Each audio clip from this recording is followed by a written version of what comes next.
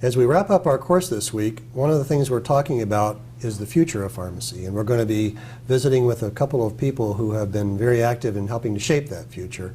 One of those guests is with us today. Her name is Professor Marialice Bennett, and Professor Bennett is the Director of Ambulatory and Community Pharmacy Residency Programs at our college, something that we've studied quite a bit already in our course. So Marialice, welcome.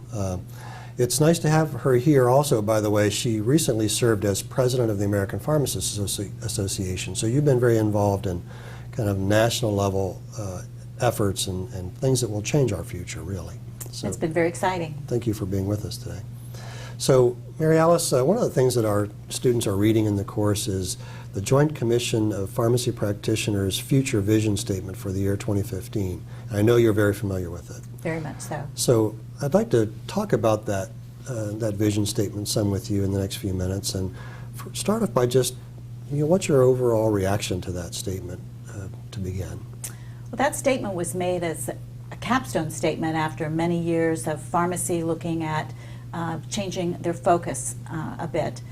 We go back to the 60s when clinical pharmacy started, more so in the hospital environment, where pharmacists got more involved in helping with drug selection and monitoring patients' therapy. And then in the late 80s, we saw the movement of pharmaceutical care emerge into the community world.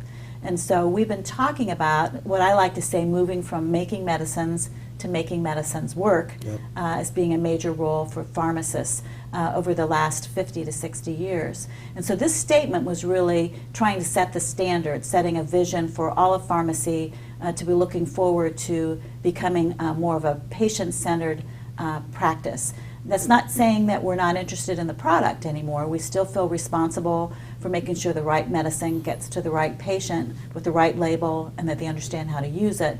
But now we're saying we want to take it one step further and be responsible that the patient gets the outcomes from those medications. Yeah. So I like the statement about moving from making medicines to making medicines work, and I know that that's kind of the mantra of APHA as well. Absolutely. There's actually statues in the lobby of both of those signifying us moving from making medicines to making medicines work. I'd like to drill into that future vision statement just a little bit, Marialice, and continue this discussion. And I'd like to read two specific statements from this JCPP future vision and get your reaction and kind of your thoughts on them. So one of them is that pharmacists will be the healthcare professional responsible for providing patient care that ensures optimal medication therapy outcomes. The second statement is that pharmacists will have the authority and autonomy to manage medication therapy and will be accountable for patients' therapeutic outcomes. So I guess that's kind of part and parcel with some of the things you just said, but any kind of specific reactions to what those two statements tell us? I think there's key words in those two statements. One is responsibility. So I think pharmacists have always known what to look for, thinking about what to monitor, looking for drug interactions, thinking about what the patient needs to know. But this is taking one step and saying we're going to take the responsibility to make sure that those things happen for patients. So I think that's a really key word. I don't know that it's necessarily all that new. It's that extra step of taking the responsibility. And then the words autonomy and authority. I will tell you that in the early 90s when I started practicing more in the community in the ambulatory care world, one of my goals was to be autonomous, and one of my goals was to be separated from the product. And I would tell you today I wouldn't want to practice either one of those ways. I believe we want autonomy in that we have the ability and the flexibility to manage patients' medications and help make good decisions for them. I think we want the authority to be able to do some dosage changes, drug changes as we're monitoring patients once they've been diagnosed. But I don't think we ever want to be totally autonomous when we're not part of the team. And I think as we look at what's happening in healthcare reform, and we've looked at what's happened with the changes in Medicare, looking at what the role of the pharmacist can be, really a focus is on team-based care, on collaborative care, and so we want to be a part of that team, part of that collaboration, but we also want to take the responsibility and have the authority to be a key player on that team. Yep. So maybe you've answered this question too, but do you think we've reached this vision, or will we reach this vision? I definitely believe we're going to reach the vision as a standard of care across the country. I don't believe we're quite there, but we're really on the cusp of that happening. There's great pockets of activity occurring. And as we look at healthcare reform, as disruptive as it is, we are moving towards team-based care. We are moving towards collaborative care. We're needing more healthcare providers because there's going to be a need for more access to primary care. I believe pharmacists are positioned so well, particularly in the community and in the ambulatory care world, to provide those types of services. So I think we're involved in many projects, and beyond the pilot stage of being involved in patient-centered medical homes, in ACOs, and in the community pharmacies, where I certainly believe it's happening. It's still not quite at that where we would call it the standard of care. Yep.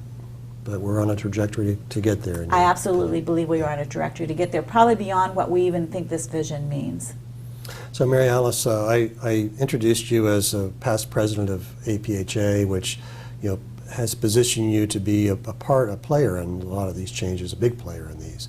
And you've been involved in many other national level initiatives to help drive things like medication therapy management, things we've been studying in this course.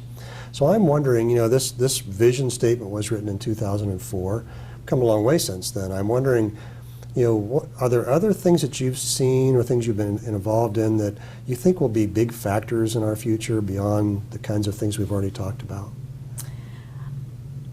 I think some big factors will be as really what does happen with healthcare reform. I think we believe that many of those changes are 10 and 15 years away. And so we do need to figure out a way for pharmacists to be reimbursed for these services in the period in between where we are now at fee-for-service and maybe 10 to 15 years from now, when we hope that we're into paying for quality, paying bundle payments, looking at different ways to pay. So I think one of the critical factors for us is being recognized as a healthcare provider in the laws that are associated with reimbursement, being a part of changes in regulations at the state level, at the national level, that give us more opportunity to provide these services and be reimbursed in a way that we can stay alive in the system. Yeah. So I think there's a critical piece of looking at what we talk about being provider status, which doesn't necessarily mean changing the Social Security Act.